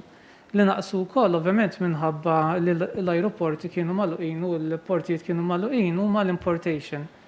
Ħafna drabi konna importation jew bil-katamaran jew bl-ajruplani, dawn ovvjament waqfu wkoll. Issa ovvjament dak seta' kawżja ċertu pressure lokalment fuq sustanzi, għax ovvjament seta' kien hemm absence of substances li naqsu wkoll minħabba kellek nuqqasijiet ta' entertainment areas kienu magħluqin, allura anke il-parties naqsu, imma fl-istessin seta' ħoloq xi ħaġa iktar perikoluża għax il-parties seta' jkunu qed isiru in-house, allura inqas detection. Jiġifieri minnaħa tal-lab dik li rajn, issa ovvjament everything went back to normal fis-sens li importation by aeroplane by catamaran erġajna qed naraw u sustanzi fil-posta sfortunatament qed nerġgħu naraw li qed jidħlu is-synthetics. Gianluca, rigward riabilitazzjoni għalikom bħala ċentru, x'kienu challenges ġodda li kellkom fl-aħħar 10-12 xahar u kif irnexxilkom telbuhom? Tajt riabilitazzjoni qed nassumi qed tajt programmi residenzjali u xek. Għax Bħala programm residenzjali ħafna affarijiet anke aħna sempliċement bħala studenti kellna lectures jinqalbu online, forsi dan it-tip ma jistax kun hemm kuntatt bħalma kien hemm qabel. Ekku, briefly fuq detox rather than first li detox jitqis bħala servizz essenzjali, dak ovvjament baqa' għaddej normali, ġast insamna żewġ xiftijiet biex ma jkunx hemm kuntatt bejn xiftu ieħor. Però specifically fuq il-programm residenzjali, id-diffikultà il-kbira kienet illi kif semmejt iktar kmini programm mhux hemmhekk biss biex tkun il-bot mid-droga tajjeb, imma qiegħed hemmhekk biex terġa' tibda tagħmel connections tajjeb, xieri dak iż-żmien li kellhom jinqatgħu il-visti minn barra tal-familjari tajjeb jew tat-tfal pereżempju. Ovvjament kien diffiċli ħafna residenti u kellna numru ta' residenti li deċidew li jitilhom il-programm tajjeb sempliċement għaliex kienu waslu f'punt fej li jridu jkunu mal-familja issa. Tajjeb kien hemm minnhom dak ir-residenti li reġgħu daħlu l-programm wara ġifieri u komplewh, reġgħu żibdew minn naqra qabel u komplewh. Kien hemm min sfortunatament ma baqax sejjer tajjeb. Ġifieri affettwa mhux ħażin, però sintendi, it-teknoloġija waslet is-setqa wkoll, tħejjeb jiġifieri fej jidħlu affarijiet bħal Zoom calls ma' social workers tajjeb u mal-familjari stess fej u anke fej ma kellhomx il-mezzi biex provdejna l-mezzi biex tajjeb isiru daw tip ta' Zoom calls baqgħu għaddejjin biex kemm jista' jkun il-programm jibqa' għaddej kif kien. Ġifieri għandna nies li bdew il-pandemija magħna u għadhom hemmhekk s'issa biex ngħidlek. Jiġifieri b'xi mod qelibniha. Grazzi. Qabel semmejna l-idea ta' social stigma wkoll. Nixtieq nistaqsi mistoqsija, mhijiex mistoqsija li ħankunu kapaċi nirrispondu llum. Forsi Professor Azzopardi, minn fejn ġejja din l-istigma kollha li kif qal Gianluca persuna ma jkunx irid jgħid li huwa assoċjat li wasal sal-qiegħ jew li daħal f'dan iċ-ċentru li qed rehabilitazzjoni. Nimmaġina li iktar il-psikologa hawnhekk tkun tista' jien naħseb li hemm elementi kbar ta' xejn mhux hekk, ġifieri inti naħseb fuħut jew f'diversi nies għandek il-fattur li jisa droga qed tkun qed tirrispondi għal xi ħaġa li inti ma kontx kapaċi forsi tidilja magħha jew nkella bdejta mbagħad ma tistax tiddilja mal-fatt li inti trid tieqaf. Jiġifieri naħseb hemm element ta' xejn, speċjalment meta tipprova toħroġ miċ-ċirku fejn inti tikkun sma'. Ġifieri naħseb dik hija l-ħaġa li tiġini l-iktar f'moħħien. Nixtieq nillinkja wkoll ma' li qal Andrew iktar kmieni l-edukazzjoni. Minn xogħli speċjalment f'ċerta ċriki, pereżempju n-National Sports School u l-Malta Football Association. Neħdu l-Malta Football Association fejn ħdimt fil-maġġoranza ma' ġuventur. U matul is-snin bnejna programm il-Malta Football Association ma' tfal under 15 u under 17 l-iktar biex aħna nippreparawhom għal pressures li ħajaffaċċjaw partikolarment fid-dinja tal-futbol. Issa id-dinja tal-futbol hija waħda fejn if you manage to make it at a high level, it's a very unstable profession. Jista' jkun hemm ammonti kbar ta' flus, però inti jista' jkun ma titħallas on time, il-club tiġi bankrupt, il-coach ma jilgħabbik xiktar. U interesting point li forsi minnkom xewer tagħha wkoll hija li mental health issues among footballers is higher than in the average population. Ġifieri aħna din naraw increasing numbers of younger footballers experiencing mental health issues. U għalhekk ħdibna naqra iktar biex nibnu dawn il-programmi. U ġifieri fejn aħna ppreparajnihom ma' tranzizzjonijiet li ħajaffaċċjaw, pereżempju minn youth tal senior levels, inti x'ħatilab mat-tim ta' kbar, u jekk għandek ċans tmur barra kif ħadd ikkopja barra minn Malta, għandek xi ħadd ma' minn titkellem għax hemmhekk jista' jkun ħadd ma jridek fit-tim għax qed teħdilhom posthom. So it's not about just changing your team, changing philosophy of play, changing language, changing culture, m'għandekx ħbieb, m'għandekx il-ġenituri miegħek jew il-partner miegħek. Dan huma kollha challenges kbar. Ħedimna ħafna magħhom ukoll fuq emotional intelligence concepts. Għax again, bdejna naraw, per eżempju, nitilfu logħba, ma naraw l-ebda emozzjoni mit-tim. Ġifieri dawn are they upset, jew sija satejn wara kollha jiċċaċraw jitqu jilagħbu xi computer game flimkien and they don't care. What about if something is happening in their life or in their performance? U wkoll bdejna naħdmu fuq introducing certain concepts such as empathy ma' xulxin. Lajt f'widi ta' naqra ġifieri niżviluppa empathy ma' 15-year-old males ġifieri għax it was quite challenging, but at least getting them to recognize the importance of supporting each other as well. Interessanti għax il-ġimgħa l-oħra kombinazzjoni I had a top level footballer għatlu ħawka qed issaqsini biex titkellem ftit issa. Għalli għax dak u dak għallu li ta' min niġi nitkellem ftit. So at least introduċejna dak il-kunċett li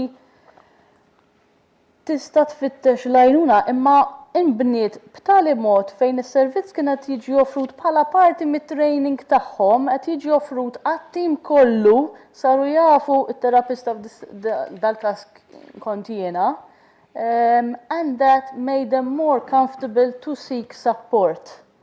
U dan huwa punt li nixtieq inħambaq fuqu, però kif qal Andrew, we are too much thinking of the short-term solution, m'għandniex dak il-long-term plan.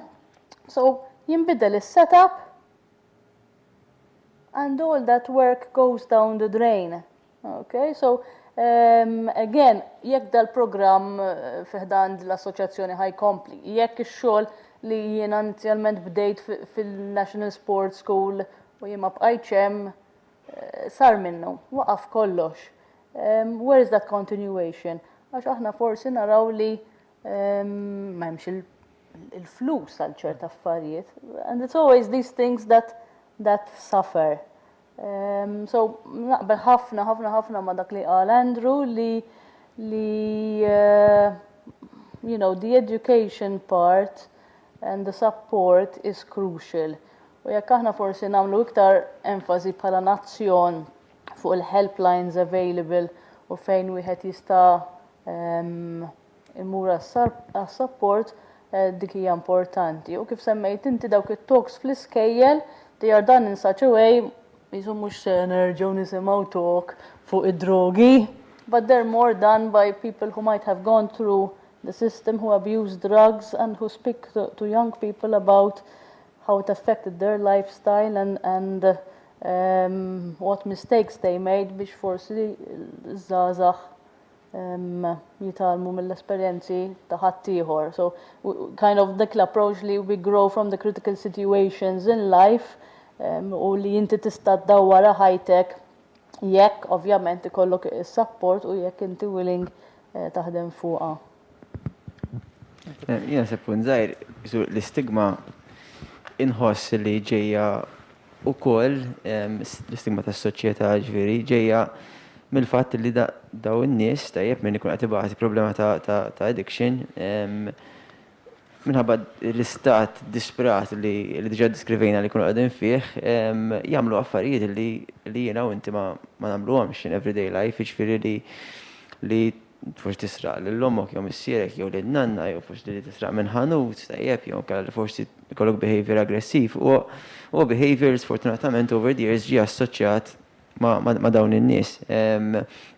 U għalhekk isu nenfasizza il-punt li isma' let's try to think of it as a chronic condition tajjeb li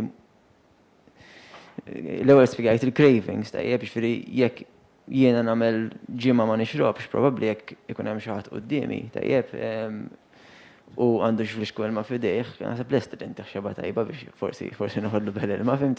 Aħseb wara qed ngħidu niddiskrivu craving li huwa mijiet ta' drabi iktar b'saħħtu minn dak ta' persuna bil-aċċ. Tajjeb, mhix qed ngħid niskuża il-crimes ta' min jagħmilhom u hemm ħafna nies ukoll li għandhom problema ta' addiction ma jagħmlux ta' crimes jiġifieri ta' dat tip. Ġifieri laqqas xejn qed ngħid skużhom jew tħassarhom kif taqbad tgħid. Imma naħseb li l-istigma mbagħad kontra dawn in-nies tgħibu li tfak kulħadd f'keffa waħda ma tgħin xejn għal-riabilitazzjoni dak li jkun. Jiena waħda mill-iktar problemi kbar li għandi tajjeb bħala tabib li qed nipprova ngħin xi ħadd jibqa' clean u għalli ma nistax insib xogħol lin-nies tipu social worker qed tipprova ssib xogħol dak li jkun u ma tistax bl-ebda mod. Ġifieri għandi persuna partikolari li ilu ma jmiss xejn, tajjeb għal iktar minn sena issa, tajjeb imma jmur interview wara interview ma jistax jsib xogħol. Forsi dik hija waħda mill-problemi li għandna li jridu nsolvu l-fedina penali illi tibqa' timmarka għax kemm hekk in-nies jaħsbu li inti tuża droga jew użajt droga. Ma kemm huwa aktar għar jekk inti tkun marbut ma' crime. Ġifieri hemmhekk għandna problemi enormi. Issa mbagħad hemm sistemi bħal tal-Portugal pereżempju, hemm ħafna nies isemmuha jgħidulek tipo il-Portugal legalizzaw kollox fil-verità mhux hekk, il-Portugal mhux illegalizzaw kollox, ma tistax tkun qed pejjeb joint fit-triq għax xorta qed spiċċa bil-problemi tajjeb. Imma waħda mill-affarijiet vera importanti li għamlu kienet illi l-gvern ta' inċentivi bħal mur fuq mechanic illu impjega lil persuna li għandha bżonn li għandha problemi ta' droga u jinħallas nofs il-paga, pereżempju. Inċentivi hekk li jgħinu lin-nies biex jimxu l-qudiem fil-ħajja u biex jiċċaqalqu daqsxejn il-post ikraħ li jkunu qegħdin fieħu. Grazzi. Nixtieq li ngħaddu l-aħħar ftit kommenti fuq punt żgħir li għadna ma semmejniex huwa punt kbir fil-verità ma m'għandniex daqshekk ċans biex nitlu fih li hija legalizzazzjoni tal-marijuana għall-użu rekreazzjonali. Nixtieq nistaqsikom kollha tgħaddu kumment qasir kemm jista' jkun rigward l-ewwel nett jekk taħsbux li l-użu u l-availability tagħha u x'ħajżdied ħabba l-availability tagħha jew inkella ħatkun iktar faċli biex tiġi kontrollata. Min-naħa ta' Gianluca forsi fl-2018 skont il-European Monitoring Center for Drug and Drug Addiction, Malta 9% tan-nies li kienu qegħdin f'terapija kienu għall-marijuana. Taħseb li di ħadd iżdied jew tonqos ħabba f'hekk. U forsi x'inhi l-view tagħkom personali dwar din il-liġi ġdida? Nasum raħ nibda jemma. It can go both ways kif taqbad tajt, ovvjament. Tajjeb ġifieri fuq il-mistoqsija speċifikament li saqsejt inti jekk u x'ħajżdiedu n-nies jista' jkun illi jiena personalment naħseb li l-użu ħajżdied. Tajjeb meta xi ħaġa kif qed ngħidu bħall-alkohol hija socially acceptable, tajjeb u mhux biss socially acceptable imma l-liġi qed tgħidlek you can do it kif taqbad tajt. Naħseb li l-użu jiżdied. Jekk jiżdiedu xi nies li jfittxu l-għajnuna, hemmhekk ma nafx għax kif qed ngħidu, jekk in-nies they don't perceive it as a problem, they won't seek for help. Ġifieri hemmhekk imbagħad jaf tiftaħ il-bib għal iktar u iktar problemi. Jiena punt li laqatni mill-istqarrija li ħarġu s-setqa u l-NGOs fuq propju dal-punt ftit tal-jiem ilu, tajjeb ġifieri wieħed isiba fuq il-gazzetti l-istqarrija, huwa referenza għall-Icelandic model. Tajjeb l-Icelandic model jekk ma tafux x'inhu fitxu daqsxejn dwaru u esploraw ftit ma jitkellem ħafna fuq ħafna mill-punti li konna nsemmu llum. Tajjeb li l-tfal tagħna s-sistema edukattiva nindirizzaw iktar li attivitajiet rikreazzjonali li huma healthy tajjeb li l-sports mod speċjali tajjeb li l-arti li l-mużika u tfal nimlewlhom u l-adolescenti nimlewlhom il-ħin tagħhom b'attivitajiet li ħajtuhom natural highs biex ngħidlek tajjeb mhux weed highs biex nsemmi l-ħaxixa partikolarment. Imma iktar u iktar minn hekk, tajjeb, l-Icelandic model jenfasizza anka mal-ġenituri pereżempju illi ma jqattawx biss quality time illum il-ġurnata s-soċjetà kif għadna l-ewwel. Tanti ħajja maġla, illi to make ourselves feel better, kultant noħroġ dejt mat-tifla, jew nkella kultant imur nara film ma' tfal biex nħossu daqsxejn aħjar, u dak nissejħlu quality time. Imma l-Icelandic model jissuġġerixxi quantity time, għax fil-quantity time tajjeb jiġifieri meta inti tqatta ħafna ħin ma' dak li jkun, illi vera ħatara il-problem, dak jiena immur il-programm ta' setqa darba fil-ġimgħa. Tajjeb, u f'dak il-ħin jibdew joħorġu problemi ta' residenti li jkun hemm tipo min irid pimli għalhekk u min irid pimli għalhekk. Imma jien mhux qed ngħix magħhom dan nies, allura minflok ħafna drabi instaqsi lill-carers jew nkella lill-social workers li jkun hemm fil-post li qed jgħixu magħhom. Għaliex huma jkunu jistgħu jgħiduli vera x'inqala, tajjeb mela jiena qed nagħmel dik is-sija quality time huma qed jagħmlu quantity time u jafu iktar fil-verità l-problemi x'inhuma. U l-istess il-ġenituri ma' tfal, jiena nemmen li quantity time illum il-ġurnata nippruvaw nislowjaw naqra l-ħajja, forsi COVID hopefully għalmitna xi ħaġa, nislowjaw tikka l-ħajja u nqattaw iktar ħin man nies li huma importanti għalina biex meta jasal mument ta' diffikultà nkunu nistgħu nkunu hemm għalihom, nkunu hemm għal xulxin. Però mhux biss fil-mument ta' diffikultà, l-Icelandic model ukoll iħeġġeġ li l-ġenituri jitkellmu mat-tfal fuq dawn l-affarijiet, fuq x'inhu l-abbuż ta' sustanzi tajjeb, x'inhuma l-konsegwenzi li jista' jkollok, x'inhuma l-affarijiet isbieħ li jistgħu jtuk. Ġifieri huwa mudell li naħseb li għalkemm mhux kollox forsi japplika għal Malta x'kieku semmi l-kelma curfew min jaf x'inqala. Naħseb li fih punti sbieħ li nistgħu nitgħallmu ħafna minnu bħala pajjiż. Huwa mudell li jidher li jaħdem. Grazzi. Fuq il-recreational cannabis. Le, jiena wara l-esperjenza li kelli li għandi fil-lab, jiġifieri ovvjament li għandi ħafna dubi fuq għax anke l-fatt li inti trid tara kollox. Il-cannabis huwa depressant, relaxant. Trid tara b'eżempju l-influence on driving, l-influence on machinery, ġifieri jekk inti kif se tkun taf jekk persuna li daħal ġo fabbrika tikkontrolla ċertu makinarju mhuwiex taħt l-effett kif qed tittestja dak il-persuna, kif qed tittestja persuna li qed issuq jekk mhux under the influence of cannabis. Għandna l-apparat biex tara l-alkohol, breathalyzers, imma kif se tikkontrollaw ukoll diġà hawn problema biex jikkontrollaw l-alkohol, jiġifieri it's an additional burden kif nara jien on society. U diġà hawn problema kbira bil-cannabis, jiġifieri immaġina tkun iktar available. Ħaġa oħra li forsi id-dajaqni wkoll li nagħmlu enfasi fuq smoking, tobacco li causes harm. Issa il-joints li aħna naraw fil-lab, ħafna minnhom, mhux ħafna, nista' ngħid kważi 99%, ikunu mħaltin ma' nikotina, jiġifieri qed ngħidu li nikotina ħażina. Imma mbagħad fl-istess ħin li persuna ipejjeb joint li huwa taħlita ta' cannabis u nikotina tista' tiġi qisha xi ħaġa normali. Jiġifieri qed ngħidu n-nikotina ħatoqtlok. Imma mbagħad li tpejjeb joint li huwa taħlita ta' nikotina u cannabis qisu right mela. Jiġifieri hemm ħafna punti li rridu naraw, not just saying li let's have recreational cannabis, hemm dawk li punti li semmejt, driving, il-machinery, il-nies li jmorru jaħdmu, u l-effetti tal-nikotina plus il-cannabis fuq il-ġisem. Jiena nemmen li jekk tiġi legalizzata it's more available u allura it's definitely easier for people to take it. Ma nistax ngħid li jiena I'm well read enough fuq l-area x'mhijiex direttament l-area li jiena ma' riċerka fuqha u li naħdem fiha direttament. Però li nemmen hija li tagħmel ħsara speċjalment fil-brain development ta' żgħażagħ mhux vera.